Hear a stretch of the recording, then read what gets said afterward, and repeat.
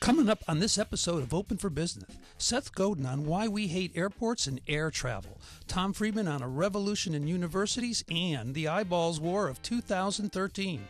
All that and more coming up on episode 65 of Open for Business. This is the Hartford Online Radio Network. 21st century audio. Delivered. onthehorn.com. Bandwidth for On the Horn is provided by Amazon S3 servers. Amazon S3 is storage over the internet. Retrieve any amount of data at any time from anywhere on the web. Highly scalable, reliable, secure, fast, and inexpensive. All from a name you trust, Amazon. For more information about Amazon S3 storage, visit aws.amazon.com. Hi, everybody. I'm Brian Parker, and I am joined tonight by Zen Master Tommy Russo of LNR Productions. Hello, Tommy. Hey, Brian, how are you? I'm doing great. Thank you, sir. Ken Cook is also here, looking very professor. I see we're both wearing our cardigans today. We are, sir. It's been a very smart show. I can just feel it. And I didn't get the memo. It's golf aspiration time. You know, I quit this sport, but I have too many damn sweaters. It's good to have you all here. We are Open for Business, the podcast that explores all things business, entrepreneurship, technology, marketing, customer service, making a few bucks for yourself. Hey, you know what? We've had a lot of questions coming in from the email, and we want to actually start making that part of the show, so certainly do that. Join a whole bunch of LinkedIn groups. We're all over the place. So we're going to start incorporating that next week, I think, is listener questions and concerns and all that kind of jazz, or just ideas. Or if you just want to tell me how handsome I am, that would also be fine. Let's get to the first hot potato news item. Silence.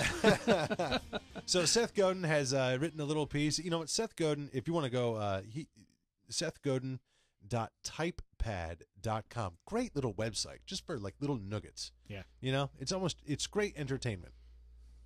Great business writer Seth Godin explains clearly why we hate airports and air travel. Kenny, tell me more about it. I love Seth Godin. I get his blog every day, and it is one of the few things that I read religiously. And this one just struck me because I can just picture him sitting there after just spending 47 and a half minutes on a security line, trying to get his shoes back on because he's running late for his plane and being pissed off, and then sitting down in the seat and saying, all right, I've had enough. It's time to pen why we hate airports. And he's got a list of them here. Now, let me just throw the first one out because I think it's one of the best. Number one, no one is in charge. The airport doesn't appear to have a CEO, and if it does, you never see her, hear about her, or interact with her in any way. What a great and concise observation. Yeah, and it's more like the TSA is really in charge. Well, don't you get that feeling? Number two, problems persist because organizations defend their turf instead of embracing the problem. The TSA blames the facilities people who blame someone else, and around it goes. Yeah, no, Yo, Seth, right on. Yeah. It's tough to make when you have that sort of quasi, government agents in there. Absolutely. It's tough to create a team atmosphere because you all have different bosses. Yeah, and the TSA, they're ruled by politics. See, that I think, if there are consultants listening to us out there, business consultants, that is a gold mine. Oh, God. Brand yourself as the niche of creating a team aspect between airport facility workers and TSA. I mean, you have to actually have some jobs. Got a ton of airports to work it in. I mean, that's $1 million idea that I'm just giving you right now. That would be a great idea. So is there the positive poster child in airports across the country that we could point to and say, this is how it's run? I mean, every industry has one or two or 20 that you can point to and say they finally got it right. Is there a single airport that we know of? I haven't been in one. I don't know. Neither have I. That's why I'm asking. I haven't. Our local one here, Bradley, isn't too bad, but it's so small that it's almost... I think that's part of it. I mean, I think that because of the size of it and the amount of people that are or not going through is the reason why the experiences aren't as horrific as they are in other places. Yeah, to me, airports distinguish themselves by the individual, not by the system. Occasionally, I will run across the TSA agent that checks ID, who is just so pleasant, knowing that you've just spent the last X amount of time waiting to get to him. And he makes it more bearable. Or you have the gate agent, or you have the flight attendant who's just funny as hell because she's just got one quip after another to make everybody relaxed while they're sitting in their 3.5-foot wide cubicle for the next 4.5 hours. So, but it's all individuals. To me, there is no system in an airport that is pervasive across all of the organizations that makes it an experience worth having. We could quickly turn this into a bitch fest about airports, and I'm okay with that. Cool. This is number 3 cracks me up. Food is aimed squarely at the middle market. People who like steamed vegetables and steamed meat bags and chips never have a problem finding something to eat at the airport. Yeah, I go to O'Hare, and I go to Dulles, and I go to Dallas Fort Worth, and I'm in LAX, and I'm in whatever San Francisco.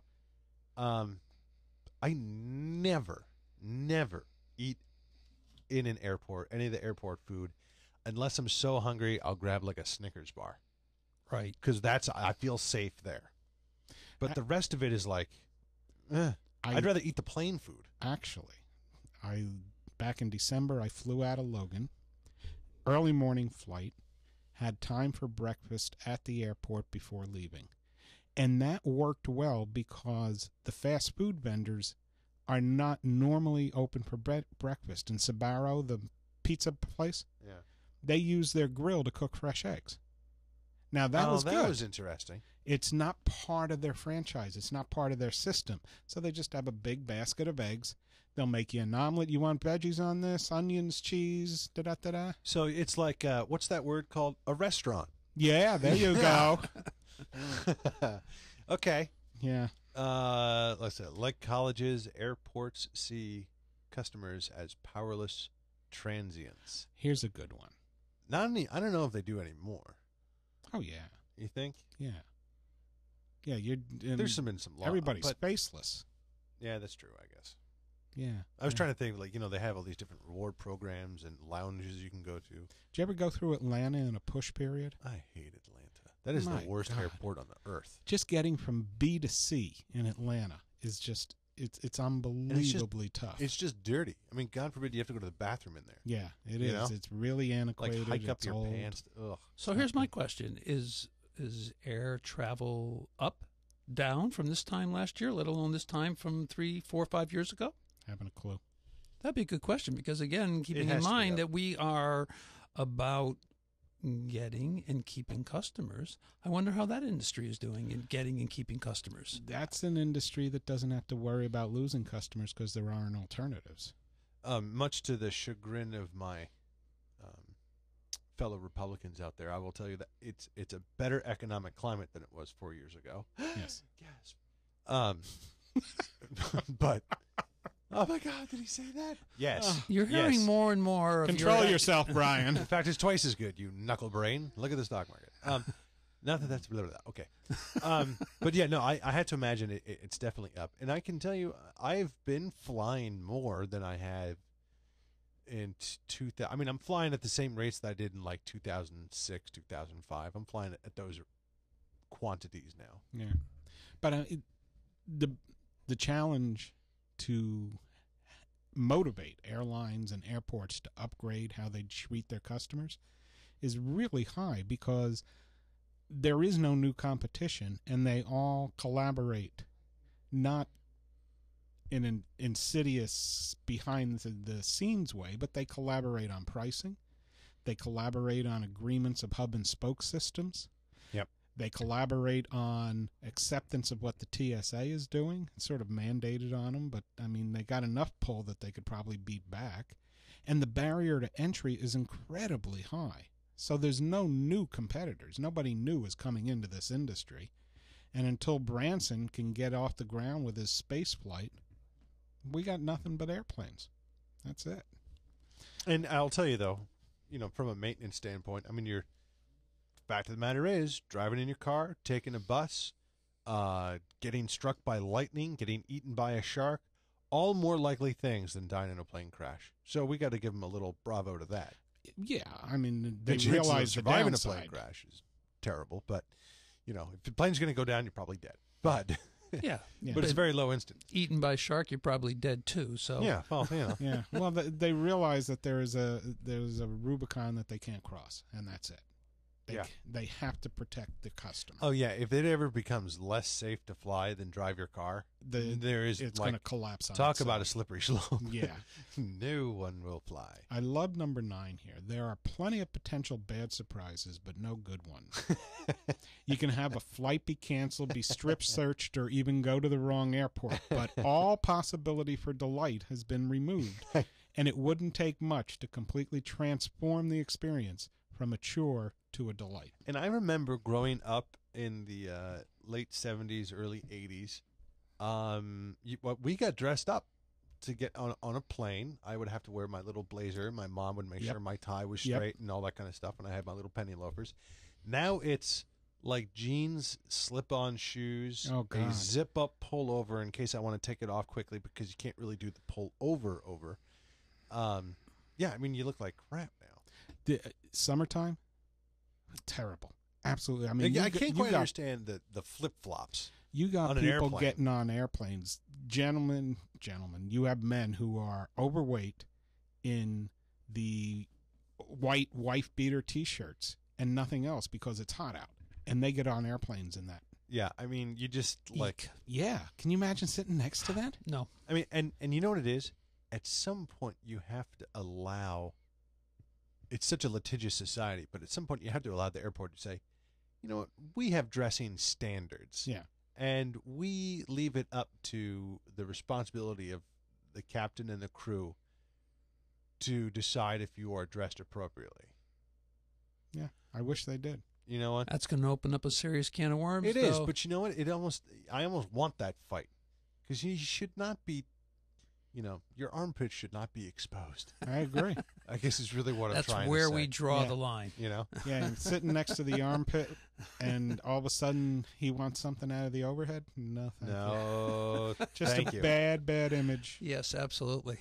Seth Godin. Thanks for sharing, though. Yeah, Seth is great. Please do read him. Revolution in universities. I'm very excited to hear about this story. Who's doing this, Kenny or? Can you take it one more time, please? I'll bridge you over. Actually, borrowing one last one from Seth. Yeah.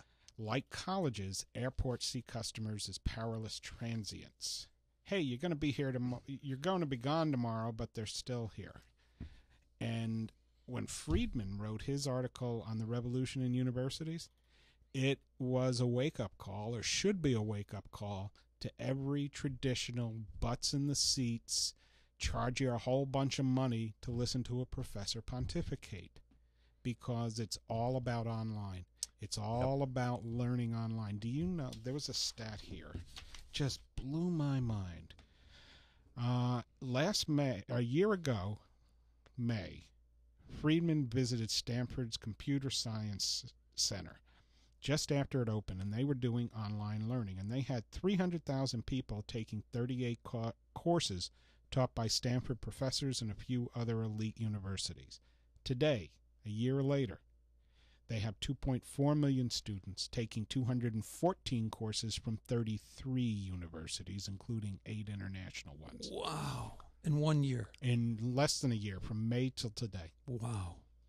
So, I mean, that's like 9 months. So there's the revolution. It is. It is just going to explode. And it was interesting. When I posted this on LinkedIn, I got a comment back from a Central Connecticut State University professor who agreed with the premise and accepted the challenge of making the in-classroom experience so much more vibrant. And my response to him was a wish to blend the two. Make the in-class experience enhance the online experience and vice versa. Absolutely. Then you have students who really win. And you know what they are? Friedman, in this article, which we'll have the link to, talks about 2 places, Udacity, which I don't know too much about, and Coursera. Mm-hmm. And I love Coursera. Okay? Mm-hmm. And I don't know if you guys have taken classes yet. I have not. Online? I have not. Nope. I do. So I just logged into my Coursera page here. So I'm taking 4 classes right now. What are you taking? I am taking composition course, a writing course. And you know who's teaching me? No. Someone from Duke University, one of the doctors at Duke University. I'm also taking a finance course. You know where I'm taking that? University of Michigan. All right. I'm also taking. Oh, well, this one was just for fun. Science from superheroes to global warming. That's sort of like my little dessert. This is from University. Do you have a T-shirt you wear when you do that course? Yes, I have a little blanket that I make into a cape. There we go. Okay, just checking. But this is UC Irvine, University of California, Irvine. And then where's my other one from? Oh, and then I'm taking two finance courses. One is a personal finance course.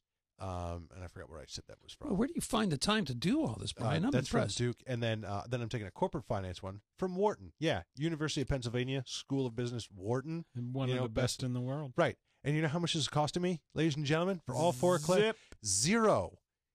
Hello. How good is that? Hello. Guess what I also get? I get credit for it. Yeah. Yeah, you don't have to pay. Wow. You get credit for it. All right, so for the uninitiated, myself included in that list, how does the school offer that, and how does it turn a profit for them? What makes sense there? So this is the Seth Godin Give It Away for Free. Yeah. Okay? These are the hooks that get you in. Yeah, I want to learn about a little bit of corporate finance. Boy, that was so interesting. I've wet my whistle with it. You've teased me a little bit. I want to know more, and I'm happy to pay for it. Yeah. Now, if I just want to stop at corporate finance, great. You know what? Part of our marketing budget, and we can feel good that we passed on some very valuable information to someone else out there. And who knows? Maybe you could, maybe you couldn't afford it. But you know what? It's just better for America. It's better for the world that more people know this stuff. So isn't that one of the building blocks of getting and keeping customers? Yeah, absolutely. Right? I'm hooked. Wow. Like I hope Coursera goes on forever. At its best. At its very best. I will love it. I will never not be taking a course on Coursera. I will never, unless I end up taking them all, and it's just like, it's these 400 courses, and I end up taking them all. But and for those out there listening, Coursera is Coursera, right, and Udacity is UDACITY, both.com. Well, Coursera.org. .org, excuse me. But it may actually relink to it. Most of the time, these guys do it. But it's a lot of fun. Now, let me tell you about my experience with it. You go in, and they have videos for you to watch. Some are in class recorded, and most of the time it's kind of like the blackboard or electronic blackboard that they're doing, so you see him writing as he's doing whatever. But you can also, you can make it go a little faster, and I've sped it up to twice as fast. You can go like 1.25, 1.5, 175, and twice as fast, and you can still understand him. Yeah. Sometimes if there's like in one of my, I think it's my corporate finance class, there's an Indian gentleman that's talking. I can't quite understand all of them when he's going at 2 times the speed. So you back it down to, 1.5. And so, 45-minute, 50-minute lecture, you do in less than a half hour. You do in 20 minutes. Wow. It's great. And then you go through, and there's a discussion board with your other learners in just that group. Nice. There's online quizzes. There's the research. There's the books. Everything's right there. Now think about the implications in the corporate world for training. It's brilliant. We were just talking about customer service at airports. Can you imagine if every airport employee had to go through Walt Disney's customer service training program? I mean, it's a world class. It's the best there is out there. And they put it online. And they say, you have the next 3 months to complete this program. Yeah. And it's, 10 hours, 8 hours, 4 hours, whatever the amount of time is. And they get to complete it. You can give them X amount of time at work to do it, that kind of thing. And you know what's great is similarly, FEMA does this. In my work in the Coast Guard, we always have to do, I don't know what you call them, continuing education credit sort of things, for lack of a better term. But you actually go onto FEMA's website, and there are these ICS 100, ICS 200, 800, 700, 400, and it's called ICS's Incident Command System. And it's what happens in a national emergency. Okay. And then it gets through, all the different things and how a command center is structured, who reports to who, if you're the first one on the scene, who has, all the details of who is the big man on scene, who's in charge. It's all detailed out right there. So now, and it's not just the Coast Guard that takes this. It's, all government employees. It's all state and local law enforcement and emergency responders. Yep. And it's everyone in the regular military. Outstanding. So now we are all on the same page. Yeah. How did we do it? With things like Coursera. I mean, FEMA, the government built its own, but it's like that, taking courses online. And I love it. You can even elevate it to two-way with Skype and other interactive media. It doesn't have to be one way. You could. The only challenge there is, like in my class, I think there's like 800 people in it. It would be unmanageable. The professor he wouldn't do it. Yeah. But take this instance, though. I mean, Friedman makes a great point. He says, imagine how this could change U.S. foreign aid. For relatively little money, the U.S. could rent space in an Egyptian village, install 24 computers and high-speed satellite internet access, hire a local teacher as a facilitator, and invite in any Egyptian who wanted to take online courses with the best professors in the world, subtitled in Arabic. Imagine that. That's just that. You want to spread goodwill around the world? Yeah. Educate the world. Sure. That's it.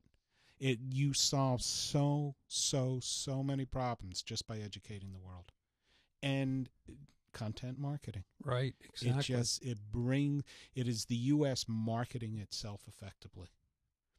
I mean, the government could learn a hell of a lot just from this one column. And let alone right here in this country. Yeah, without a doubt. Yeah, absolutely.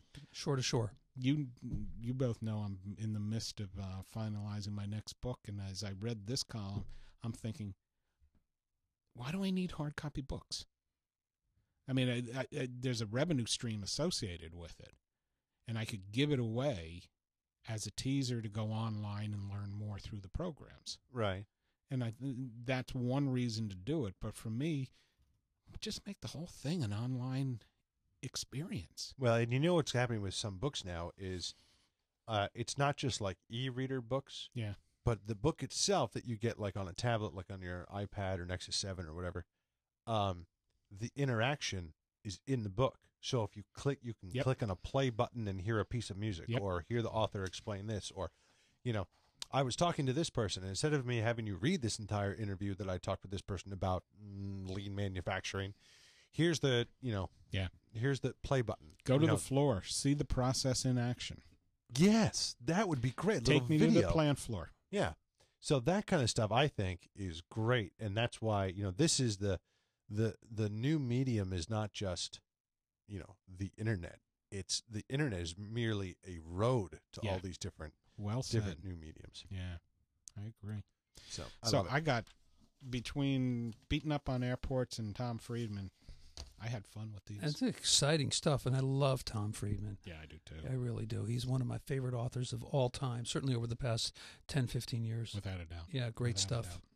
And where does that lead us, Brian? That leads us into the focus discussion point, which I've actually had some thoughts with some other buddies of mine about places like Facebook, or more precisely, Facebook. But this is what are we talking about? Eyeballs Redux 1999. A really interesting. Did you pick that title or did he pick that title? I picked that title. No, you picked that title. Explain to me that Eyeballs Redux 1999. In 1997 through 99, I was neck deep in all types of startups, online web development companies, finance packages, the angel community, etc. I was downtown Boston. Probably over the 3 years, I touched 24 deals and helped put together funding to the tune of, in some instances, over $20 million. And every one of them, to a deal, was all about eyeballs. And that's what people with money were buying. You get me an audience and I win. And the business models, and that's the reason the dot-com bubble crashed, the business models didn't have any sound foundation for revenue. How do we make money? Oh, we'll be an advertising model. Once we have 10 million viewers and 10 million eyeballs, we'll be an advertising model, and people will pay us to see the eyeballs. And everybody says, oh, yeah, that makes sense. Let's do it. I picked the title here because Facebook, with their new search graph search engine, Right. is not sharing. On Facebook. Well, they're not sharing with the world. Right. The search graph is On Facebook, yeah. and it is the castle surrounded by the moat. Yep. They're not letting anybody, they're not putting the drawbridge down, they're not letting anybody in, and they're basically saying we work too hard to build all of these graphs of connections for people and interests and friends, etc., for every one of our users. So we're not going to let all of these other startups and early stage companies who want to leverage our database to make themselves successful, we're not going to let them do that. The difference, and why I call it Redux 99, is that the internet in the last, from 99 till today, has become a ground-up driven environment. And there are half a dozen Facebooks already in the works someplace right now. Yeah. And somebody is going to turn around and say, okay. You know, it's not actually, it's hard to get to a Facebook level. Microsoft has built a Facebook. Do you know what it is? Mm-hmm. Google Plus? No, that's Google. Google. I'm sorry. Yeah. What's Microsoft's social community? Does anybody know? I don't. I don't. It's called Social, which is SO.CL. Who the hell goes on it? I don't know. Probably nobody. Never heard of it. You know, so that's one of the. Now, LinkedIn is one of the oldest, if not the oldest. Twitter is obviously in there. I'm not really sure if there's a community on Twitter. Twitter is just sort of like constant noise. Yeah. But Twitter is actually kind of fun if you know how to use it. And I actually get very, I don't know how to say this. I first joined Twitter and did the eyeballs redux. I want as many followers as possible. Yeah. And how you did it was add me back. So I add, and they added me back.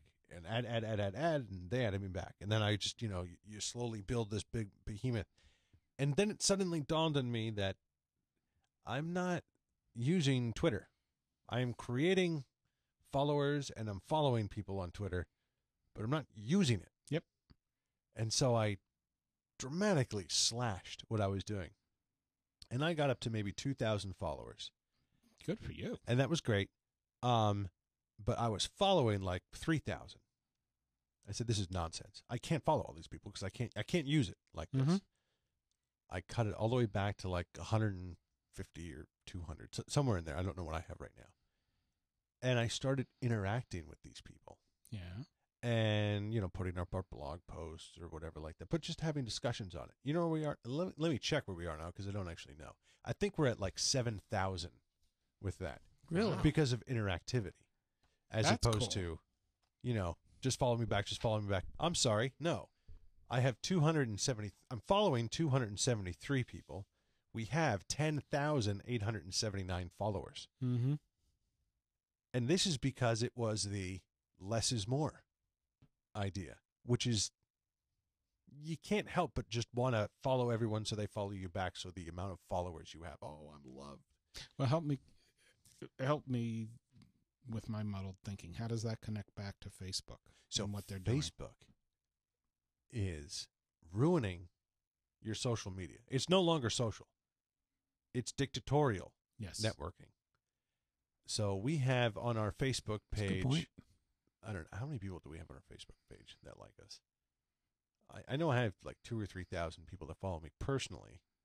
And then on our Horn page, I'm going to come up right now. We have less than Twitter. We have 7,446. So here's what Facebook has decided. Oh, okay. Well, 7,000 people are following you. Now, unless those people go directly to this page and look for our blog posts, 7,446 people do not get this in their newsfeed. Facebook makes some kind of determination about who is going to get it. They deem who is going to get it. Much like my friends. I have 2,000 or 3,000 friends on Facebook, and not all of them will get my happenings in their newsfeed. I've noticed that. And I'm like, well, wait a minute. That doesn't Doesn't help. That doesn't help. You've just you've taken away any value that there is to Facebook right now. Like I don't understand. Like, so I could have 1 billion followers, and you could decide one day, you know what? Only one of your posts in the next month is going to make it to anyone. Mm-hmm. Well, then what the hell's the point of being on Facebook? Good point. It's no longer social media driven. Google Plus now has started this thing called Communities, which you can make a community page, which I encourage you all to do. We have an On the Horn community page with all the different shows. Someone subscribes to that, boom, they get it. That's it. If you become obnoxious, they can unsubscribe. They can even, the user can decide to mute you down and say, okay, you know what, give me only 1 or 2 of his posts every week. But now that's the user doing it as opposed to Google doing it. Got it. Well, so that makes much more sense because now it's networking, right? Yep. It's social. I want to interact with the other person. I don't want this, referee in the middle changing the rules, which is what Facebook is doing. So for the first time, I will say, I think Facebook has a big old chink in the armor. It struck me when I read it that it was basically saying we're not going to let anybody play in our sandbox. Yeah. And what do you think their motivation, other than protecting, the turf? It's revenue driven. Is it? I have a whole another big theory about this, but if I want every one of my people to see this, to see a post, it'll cost me $7. So they can take $7 out of my pocket, and they will blast it out to 7,400 people. So now they're more like a pimp. Yeah. As far as I'm concerned. And all of my friends are the whores. Yeah. And I'm like, okay, that's a little weird too. But if that's the way, if that's the business model, if that's the business model you want to follow, okay. And clearly I'm not going to do that. I mean, I'm posting things all the time. I would, that would be a fortune model. So I don't really understand why they would do that. And I think here's my bigger philosophy. The government is trying to ruin Facebook. The government? Facebook didn't go public. They had to go public.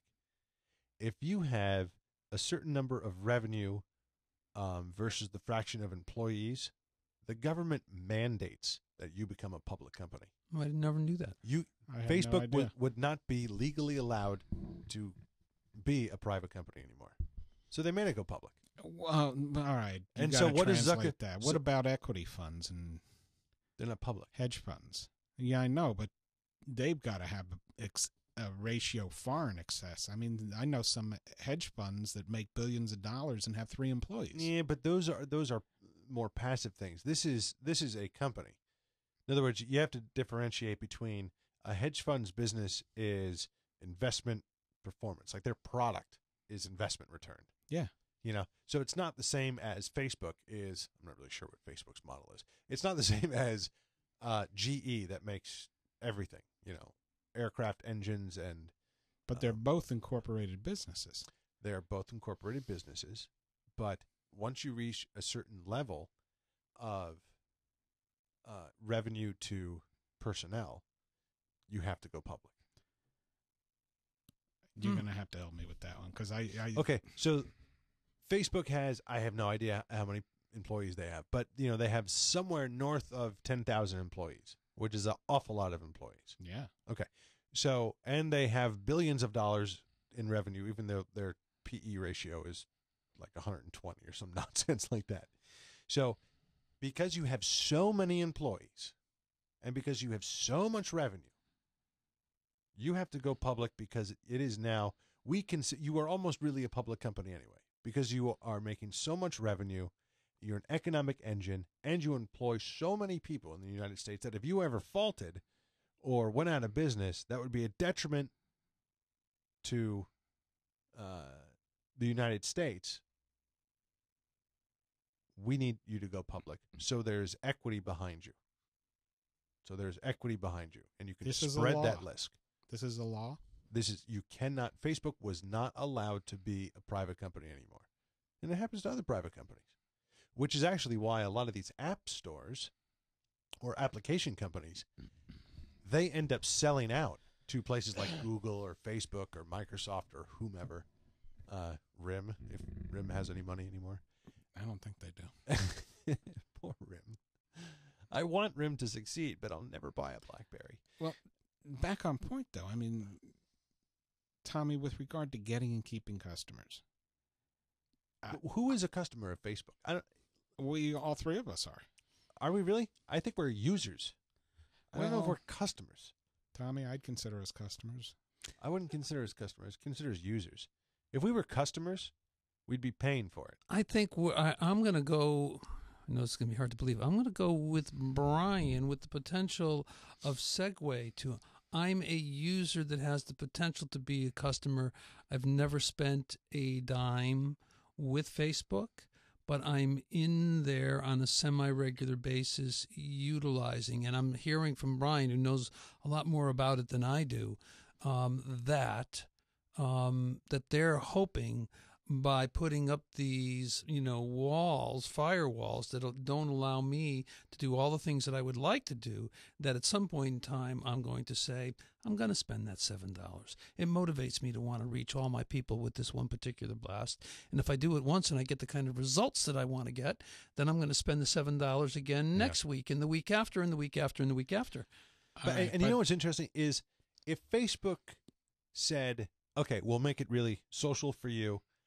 Anything you post and who has your friends, it'll go out to them in their newsfeed, period. And it will cost you $100 a year. I'd do it. I'd give them $100 a year. I would too. You could do as many as you wanted. Right. Yeah. I mean, but now it's $7.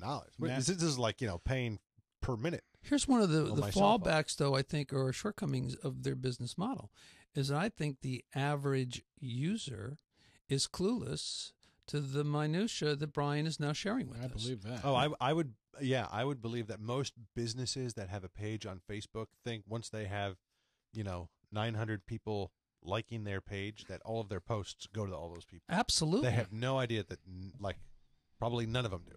Right. Or it's a very small percentage of that 900 aggregate number. All right, to build on what both of you are positing here then, I would, if we are users as opposed to customers, I think probably in some boardroom in Facebook's offices, the discussion has been had that we are their product. Oh, no, absolutely. We're definitely their product. Definitely. Yeah. And everyone we're on the not planet, a user, we're their product. Yeah. We're Yes. a user, and no, I absolutely agree with it. Two different concepts right there, but that's the Google model. As their product, my role in life is, as far as Facebook is concerned, is to be manipulated to their advantage. Every company with a product set manipulates the product set to their advantage and to their customer satisfaction, period. That's what products are for. I think products are to be made so attractive that customers want them. Manipulated so customers want it. That's okay. Yeah. But I'm not attracted anymore. I'm not attractive. Then they drop you out of the product line. You have a small little minutia space in the Facebook universe. Yeah. But unless you give me $7, that space stays exceptionally micro small. You know what would be interesting is to do a monthly test of, let's do like the business show and the music show. Okay. And only 1 month only pay for there's 4 or 5 shows a week, so that's like $35 or something like that. For the business show to be released to everybody. And then the next month, do it for the blues show and see how the numbers change. I'd love that. Would be interesting. Absolutely. Yeah. We need a sponsor for that, though. Going back to what you're saying, though, $35, I'll use my personal Facebook page as an example. Because of the likes that I have clicked on over the past 2 or 3 years, and I'll use one area in particular, 2 areas, music and metaphysical information. Okay. On that right-hand side of the page, what comes up are Eckhart Tolle just released a new book. Wayne Dyer is, has got a new CD set.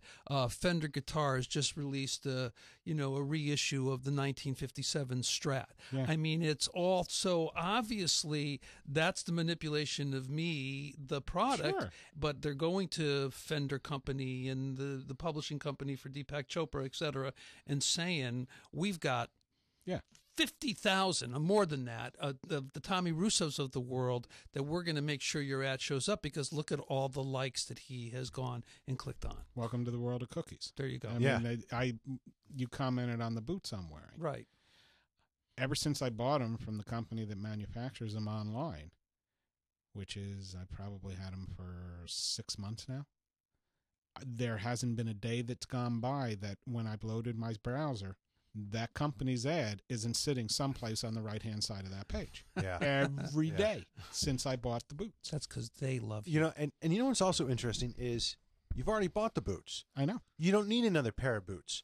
But I love the boots, so I love the company, and they'll come, I'll go back. Yeah, Right. but so maybe it's just sort of they call it image advertising, brand awareness. Brand awareness. But I've had the same thing happen to me where I bought 3 pairs, but this was in the mall. I went to the mall. I know, terrible. Mm-hmm. And I bought 3 pairs of the Johnson & Murphy shoes, about 2 new pair of wingtips and a pair of loafers. All needed replacing. Mm-hmm. And I bought this, I don't know, a couple Fridays ago or something. And almost every day I get an email, because they ask for my email address, telling me about a sale that they're having on wingtips and loafers. To which I get why they're, okay, this is a Johnson & Murphy customer and we want to tell them about stuff. But, dude, I just bought this for more. Yeah. And you're telling me how much now you're going to give a deal to someone else? Like you're rubbing my face in it. But the terrible. The consumer watchword is that consumers never are done spending money. That's why they keep coming back to you.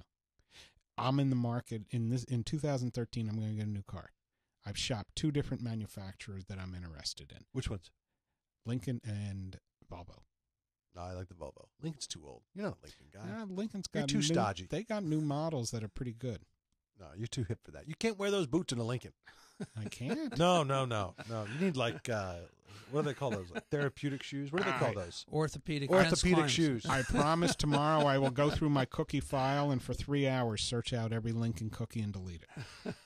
But that aside, those ads are the only car ads that continually pop up on my web pages. Right. They've got your number, bucko. Cookies galore. That's right. You could that sounds like a James guy. Bond film. No, not a Cadillac guy. My late father had a Cadillac. I hated that car. Okay, you can't have a Cadillac. I felt like I was riding around in a living room down comforter bed. I mean, it was the most. I never felt the road. You couldn't feel the road in a Cadillac. Well, but by design, I think. Yeah. Oh, absolutely. Yeah, definitely. Yeah, there's a lot of big, flabby 70-year-old asses sitting in Cadillacs. They don't know how to feel the road anymore. I think we got Can I say derailed that on the air? I think we got derailed in this show somehow. That's fine. How to get and keep customers. Cadillac. Yeah. On the road. Neat stuff. Any last thoughts before we head out? Give me a prognosis on Facebook strategy. What do you think's going to happen? I don't know. Now I really don't know. Before, I just thought like they were just going to click on the mobile advertising app and literally all their problems were going to be solved. Now they're doing stuff that I'm just like, wait, the whole purpose of Facebook is social. You are like, it's like Twitter, Facebook, and LinkedIn and Google Plus. Yeah. Like you guys are the big behemoths in the room. That's social media. When people think social media, and you've destroyed social media. You're dictatorial media. Sounds like they're declaring war. I like. But they're declaring war on their users. I know. Like I don't get it. Like that's the last person. Like if everyone stopped using Facebook, you got nothing. Yeah. The only thing you got going for you is billions of people use it. And if you piss off the billions of people, I would way rather see, pay $100 a year, pay $200 a year. So then is that their motivation for not educating their users to let them know that, you know what I'm saying? Yeah. So that the But here's the thing. If it's a revenue thing, so many people don't realize it So many people aren't going to pay. Yeah, not educating is just like cardinal sin 1. I think so too. Yeah, but you wonder if that's part of the plan. I don't know. I'm like Brian. I'm just confused right now. I truly am confused with Facebook right now. I have. I'll tell you, I've been spending more and more time on Google Plus, which is a lovely community. The administrators of all the different communities that you can. It's like LinkedIn where you have groups that you can join. They're fun. They have a list of people who are like. It's more like LinkedIn groups are. I have an idea and I want to build a group. Communities on Google Plus is more like, I bet you there's a lot of people that would like to talk about this. Let me make a community page for it. Cool. And then more people come in, and then they get to know, hey, do you want to help admin with this? Yeah, okay. Yeah, here, I'll give you this. Yeah, okay, I'll give you, hey, I brought this guy in. Oh, great, that's great. And there's nothing that you can do to harm one another. Mm-hmm. You're just posting stuff, and if you don't like something, you delete it. That's it. It's much more, what's the word, organic? Yeah. And much more enjoyable. I like it. Hmm. But that's that. So that's my closing thought. Next week, here's what we're going to do. We're going to go on to LinkedIn, and maybe we could probably find some business communities on Google+. Communities is still new. It's less than a month old, I think. And we'll find some interesting discussions, and we'll also go into the mailbag at onthehorn.com. By the way, if you want to email us, open for business at onthehorn.com. Or if you have shoes you want to sell, Ken, it's Ken Cook. I think it's Ken Cook. Is it Ken Cook at On the Horn, or is it just Ken at On the Horn? It's Ken. Ken. Maybe it's just Ken. It is just Ken. If it's not, then it comes to my email address, so don't screw it up. What size shoe do you wear? I just threw out. I went through my whole closet. I threw out 38 pairs of shoes. Are you serious? I'm down to 26. Oh, my God. Which includes 4 pairs of boots, so that's one thing. And I got rid of 4 trash bags of clothing. Wow. 26 pairs of shoes? You're like the male version of Imelda Marcos. Yeah, I was going there myself. Brian, a.k.a. Imelda. Yeah. That could be your new online name, Imelda. Well, they gave me the audience, the listeners gave me a blues name from when we do the blues show. Yeah. What the hell am I? Oh, I'm Ribeye. Ribeye. I'm Ribeye Bry. I like it. All right. All right, hey, thank you very much for joining us. We can't do the show without our sponsors, of course. Gateway Financial Services, the accounting firm of Budowitz and Meyer Jack, Deepwater Seafood, and Central CT Dental. There's also a new sponsor, Malibu Fitness. Thank you very much. We do appreciate it. Special thanks to Evan Richards, our chat room moderator. We're closing up shop for this week, but tune in next Tuesday at 5 p.m. when we will once again be open for business. Cheers.